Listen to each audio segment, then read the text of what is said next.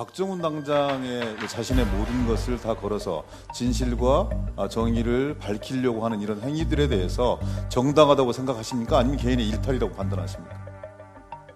이미 10월 6일 날 기소가 됐지만 이거는 정당한 지시를 위반한 행위로 이렇게 인식하고 있습니다. 사령관은 아니로 인식하고 있습니다. 박정훈 수사단장을 지켜주셨어야 돼요.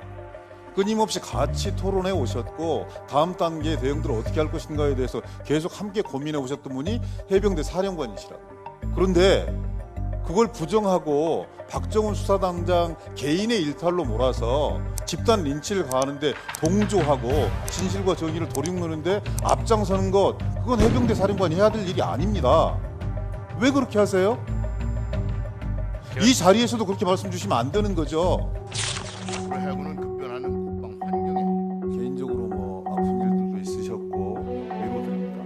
근데 이제 사령관님께서 최근의 논란의 한 복판에 계신 분이고 어찌 보면 국민들을 상대로 해서 마지막으로 진실을 알릴 수 있는 공개적인 자리인 것 같아서 묻습니다.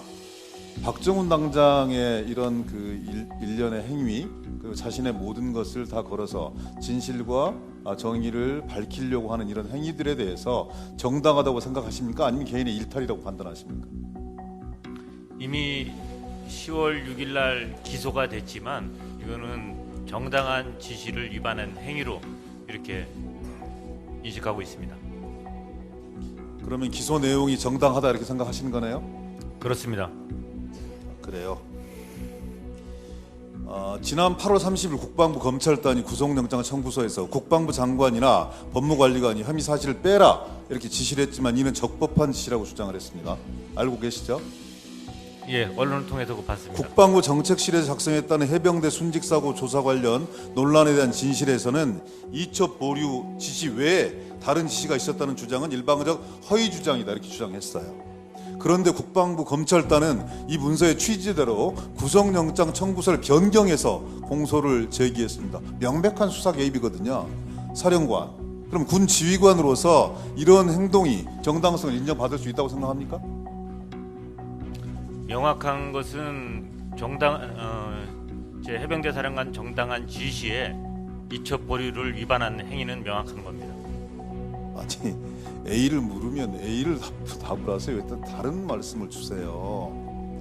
사령관이 군사경찰의 이 수사 결과가 마음에 안 들면 법무참모의 조언을 받아서 송치 등의 처분 변경을 명령한 적이 있으세요?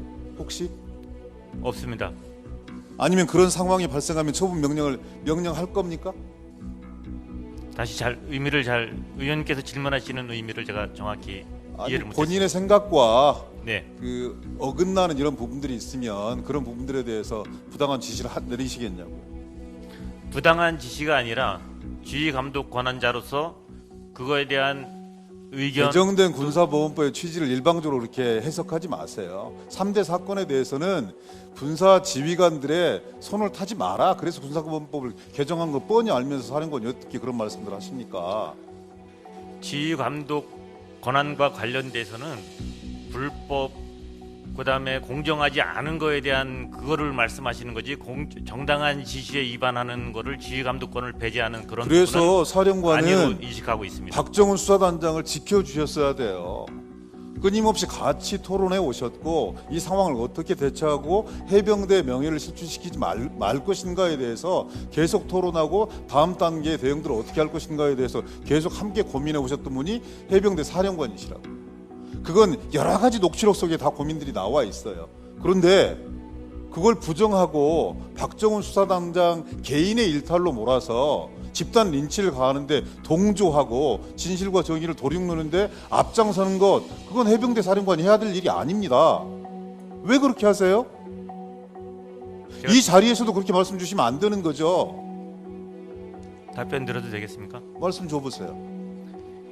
부하를 지키고 싶은 마음은 의원님 말씀하신 대로 해병대 사령관 똑같습니다. 지금도 박대령은 제 부하이고요. 그렇지만 그 부하가 정당한 지시를 어기는 거에 대해서 그거를 인정하는 것은 그거는 결국은 부하를 보호하는 것은 아니라고 생각합니다. 마찬가지 지금 박대령의 그 행동도 사실은 그 설득 과정을 거치느냐고 이틀 동안 같이 모든 토의를 했었고 그런 독단적인 행동을 할 것이라고는 저희들 아무도 생각을 못했던 부분입니다. 또한 그러한 일탈 행위를 했다고 했으면은 그거를 빨리 인정을 하고 그거를 수긍했으면은 이 정도까지 문제는 파장되지 않았다고 생각합니다. 이상입니다. 그럼 박 의원이 그런 과정을 통해서 얻을 수 있는 실익이 뭡니까? 무엇을 위해서 그렇게 하는 거예요? 저도 얻을 수 있는 실익이 뭐예요? 저도 가장 궁금한 부분이 그 부분입니다. 아니 함께 생활하고 이 과정들을 지켜보시는 해병대 사령관께서 그 부분에 대해서 정직하게 답변 줄 수 있어야 되는 거 아니에요? 그래야 국민들께 납득할 수 있는 거 아니겠습니까? 그러면은 의원님 마지막으로 만약에 박 대령이 처에 이첩 보류 지시를 위반한 것을 본인이 인정을 하고 바로 수긍을 했었으면은 이 정도까지의 어떠한 국민적인 어떠한 관심이나 파장은 없었을 거라고 생각합니다. 자꾸 A를 물어보면 A에 대해서 답변을 주세요.